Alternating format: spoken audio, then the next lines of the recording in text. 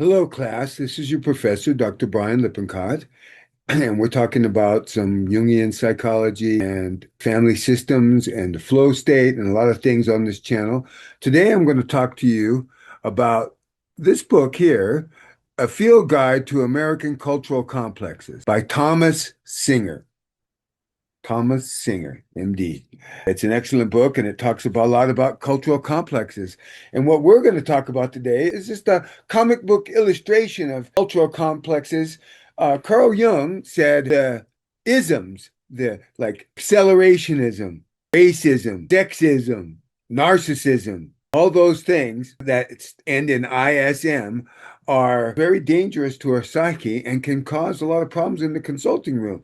Now, this is analogous to in ancient times, the ancient Greeks had a pantheon of gods that could take over a person. The Pan, the demigod, could take over a person and they could have panic. And that so the gods have now, because we have thrown away the gods in so many different ways, and God, the central God, Jesus, we've thrown away all the gods really in a lot of ways for many, many people. And that has caused issues with our culture and what we're dealing with. And so the gods have become diseases for the doctor's consulting room, the psychologist therapy room. So I'm going to show you a second comic book that the first one just introduced the gods. But now the goddess, Hestia, the goddess of the home and the hearth, and think about home, what that means. That's what we're missing right now in most of the time in our culture. The average American family in the United States moves every 2.5 years, every 2.5 years. Not like when I was a kid where we lived next to the same lady, Miss McGillicuddy, for 30 years. I ate cookies and milk at her house when I ran at 5 years old out around the block and things like that. Then at 14, I told her the first time I ever kissed a girl. I told her when I came back from college a lot of different things that I did in college that my parents didn't know. But it was the same person. And the reason that could happen is we lived in the same place.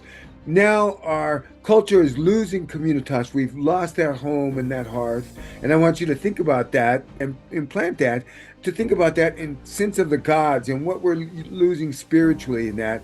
And the goddess Hestia, the goddess of home, needs to make a comeback. Okay. Now, this is Dr. Jung and Dr. Lippincott in a psychodynamic epic, the divine mixer, but the part two, Hestia saves the party. Okay, and we have the cracked, looks like a telephone, like a cell phone that's cracked, and there's Aphrodite looking all beautiful there, and there's Hestia there coming, and I think this is Hera actually coming, and I think this is Zeus, who in some of my cartoons I make him Trump, but that we don't need to go into that right now with all the stuff. And you can think about war in this. I'm going to do another comic book about war and what I see going on, the comedy and the tragedy and the angst of it. The psychological crisis.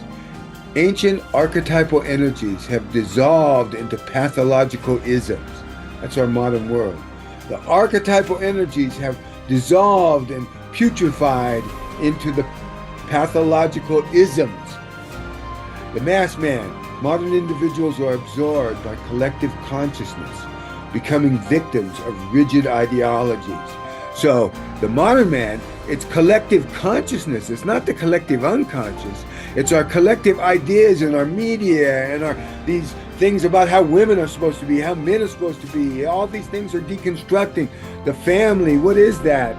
The gods, what are they? What is God? All those questions.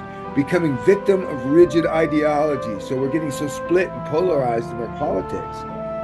The heroine's arc. Hestia must transform from domestic paralysis to the centering force of psychological health. She's trying to bring in high psychological health by bringing more of a home in.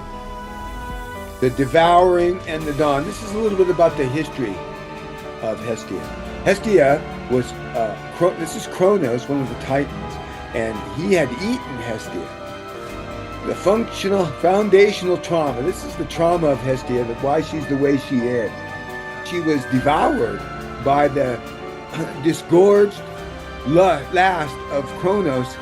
Yeah, Devoured by the disgorged last of Cronus, Hestia is paradoxically the first and the last. She was the last-born child of Cronus, the Titan, before the actual gods, and she was eaten.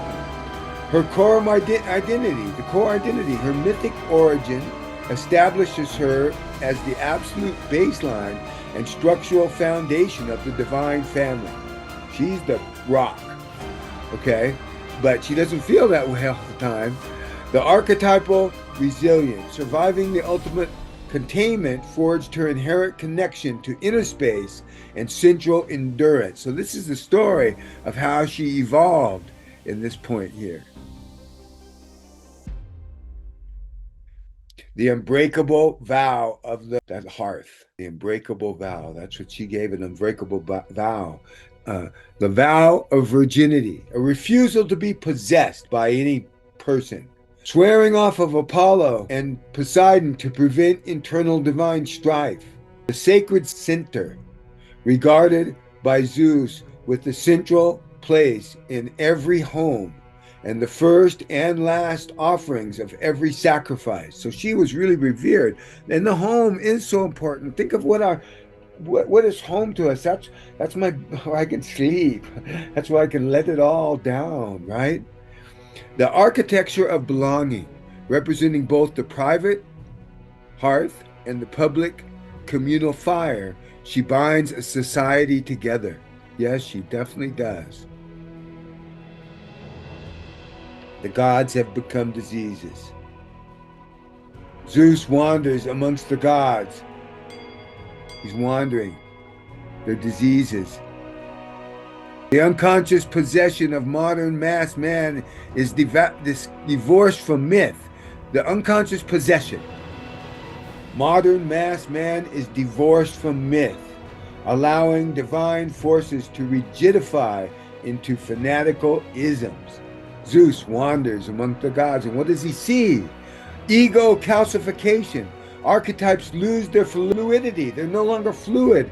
They're severing ties with humans in favor of protocol, power, and productivity. The loss of flow. The flow state is lost in this situation with the isms.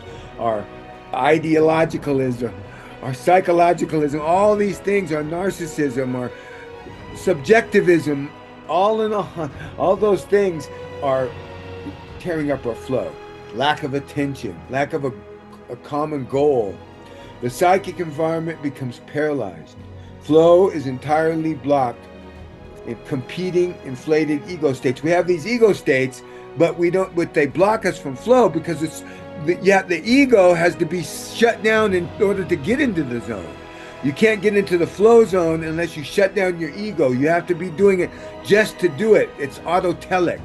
It's something you just in self. It can't be an ism. Prisoner of a gilded cage. The pathological shift. Hestia's protective nature has decayed into chronic avoidance and deep isolationism.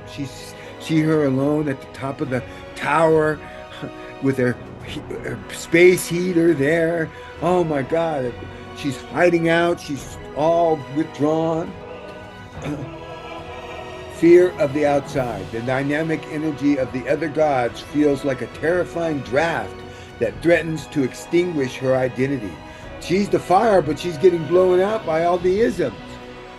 That's just like a feminine in our world right now is getting with war and all the things that are going politically and bombings and things that are there. The feminine is being totally lost in this, which is the home. Our home is not a home anymore. It doesn't feel that way. The gilded cage. She builds walls to avoid the friction of Ares, the god of war, and demands of Zeus, El Trumpo, or whoever, mistaking a prison for a sanctuary. She's just trying to keep safe. The great freeze of agoraphobia. Dr. Jung, what are we going to do? Hestia's locked up. She's all isolated. The diagnosis. Agoraphobia and avoidant personality disorder. Masking as a desire for domestic peace. And that's what we want to look. Underneath these diagnoses, there are psychological issues that are really moving these isms. They're actually gods that have possessed us. In a sense, they're not a part of us. There's something that has come into us. The disease of inwardness, introversion, curdled into a prison where the patient stays inside their head and tell the talk. Inner monologue. I need to be by myself and isolated in order to feel safe and at home. Dr. Jung and I are consulting about this. What do we do about, traditionalism gone sour? And you see the guy getting choked by the spirits and trying to grab onto anything to help himself. Okay, enforcing the status quo, refusing to allow movement, conversation, or change out of a fear of losing control. Sometimes the hell that we know is better than the heaven that we don't know, because we're stuck in that. Changing is scary because we're not gonna be in control of it, because we're gonna change. We're gonna be a different person. That's scary to some people. The pathology of quietism, the refusal to speak up or adapt, demanding the environment remain entirely static. Like, good luck on that. If you want to hear God laugh, tell him your plans. Okay, the defense mechanism. This is how it has always been. This is how it has always been. Becomes a psychological fortress against the terrifying speed of modern life. We're here, there, everywhere. We no longer stop. We're zooming around like Hermes. Our kids have this practice and that practice, and we got to have an app now to tell us where we're supposed to be at what time. And that's having an effect on our psychological health and well-being. We need Mercury. The mercurial health, that's Hermes. That's the messenger of the gods. The mercurial remedy strikes. The trickster archetype, Hermes, injects playfulness, humor, and boundary crossing, flexibility into rigid mindsets, and help them become liquid. He helps change them into liquid, which our society's late liquid modernity. We don't have to have a family. We can live all alone. We can live in a kibbutz and with a bunch of people. We can live, we don't have to have a marriage. We don't have to have a relationship. We can be isolated. We can be out there in the world trying to show ourselves to people. Whatever. There's so many different things. And we need to have that humor and boundary crossing, and we need to bring things together, like Republicans, Democrats, or any kind of opposing force. We need to deal with that. Accelerationism and stagnatism. So you're accelerating too fast and you're stagnant, the opposite. They're versus each other. Stagnating of the home. I want to have the safe place. I want to get out and Zoom. I want to get here. I want to go try this. I want to try psychedelics. I want to try whatever. Okay, that's the fluid. That's accelerationism, and the whole idea that if you turn on a lot of television, you'll see the world is changing so fast we can't keep up. We're all going to lose our job. Humans are going to be out of phase. We're going to be killed by AI, all those things. That's accelerationism, the good and the bad. The frantic, postmodern energy of the digital age colliding directly with paralyzing domestic avoidance. We all have masks, but the COVID had a lot to do with this. That turned a lot of goddesses into isms at that point, okay? Puncturing the lofty seriousness, bringing the inflated defensive ego back down to earth to relieve psychological pressure. That's Hermes. That's the trickster. That's an archetypal energy. And Hermes shatters the silence. He's shattering the silence. He breaks it up. Isolationism. Isolationism. Agoraphobia. He's confronting Hestia on her issues. Hermes is knowing the isms, actively personifying rigid ideologies, creates crucial psychological distance and self-awareness. Breaking the spell, identifying the isms, strips away the ego's illusion of absolute control, allowing rigid borders to fade. So we're much more flexible. In the 1930s, the identity of a person was supposed to be solid and formed by 20 or 25. I mean, if you're a man, you're a man. If you're a woman, you're a woman. If this or that. Okay. Now, the more, and that was considered healthy to have a solid ego, a solid self. Okay. Now, the more fluid our self is, the more we can be different. For instance, if you saw me playing with my little 1-year-old granddaughter, and then you saw me at a 49ers football game, and then you see me teaching this class in trauma this evening, all that is the same person. I'm the same person, but I have these different identities that it's fluid. And the more healthy you are, the more you're fluid. When we talk with people online, we don't actually know whether if we text people, that we don't know if they're men or women or who they are, if they have a family, they don't have a family, they're nationalists, they're isolationists. What are they really like? We don't know. We need to break that spell, and Hermes is calling it out. The call to action, transferring the border wall of the soul back to a window by confronting the fear directive. We don't need walls up. We need a window where we can deal with each other and we can look after each other. We're all part of one big world. Do we need the aliens to attack in order to solidify together as the earth and as human beings and all animals and plants and the whole cosmos? Our whole planet Earth needs help right now. The rise of the Temenos. The Temenos is a sacred place. It's an egg. It's a protective vessel. Okay, it's not too hot. It's not too cold. It's the alchemical vessel that where you can heat up the lead so much that it turns to gold. Okay, it's that super strong container. Shedding the pathology. Recognizing the ism as a defense mechanism allows the ego to release its rigid grip. So when we recognize our nationalism, our isolationism as a country, all those things, when we recognize those as defense mechanisms, allow the ego to release its rigid grip. Let go from isolationism to inclusivism, transitioning from hiding in the corner to confidently occupying the center of the psychic space. This is Hestia. She's the home. She is coming out. She is taking over. She's stepping up to the front of the class here and being what we need right now in this moment, the home and the connection, the communitas. The Temenos transforming into the sacred container, a safe, bounded space where the unconscious and the conscious can safely interact.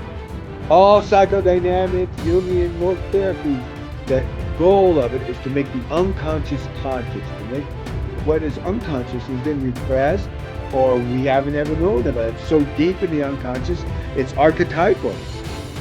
That's what we need to do. We need a safe place to talk about that. We can't even disagree at Thanksgiving dinner or any meal of the family on Sunday. Sometimes you have to be careful because there's all different kinds of people there. The political talk in our country is becoming very ismy. Hope is where the heart is. And that's true. Hestia has a big part. The architecture of belonging. And here's the lecture on the flow state. You got to stay in that Goldilocks. Not too much Apollonian sun and not too much Dionysian undertow. We got to go right in the middle here.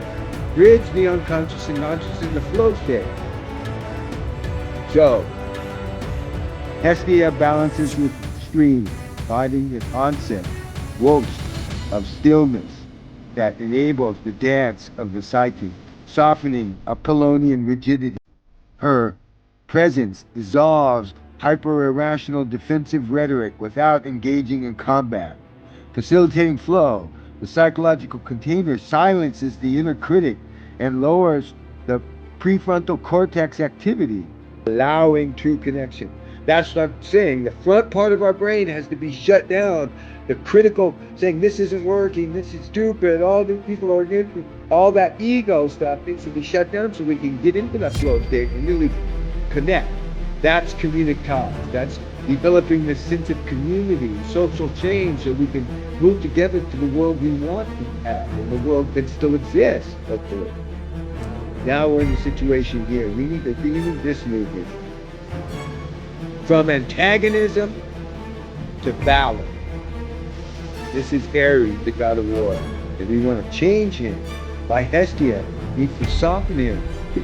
He's got a fence around him of swords and spears. And he wonders why nobody will give him a hug. Okay, now this guy here, you give him up, the guy on the right. Okay, healing antagonism, which is what we have in Minnesota and all kinds of places where we've been recently. Addressing the shadowy hero complex and the emotional paralysis that creates the wall of spears. See the wall of spears and nobody will hug me. De-escalating the ego, redirecting the fire from burning the house down to keeping the hearth warm.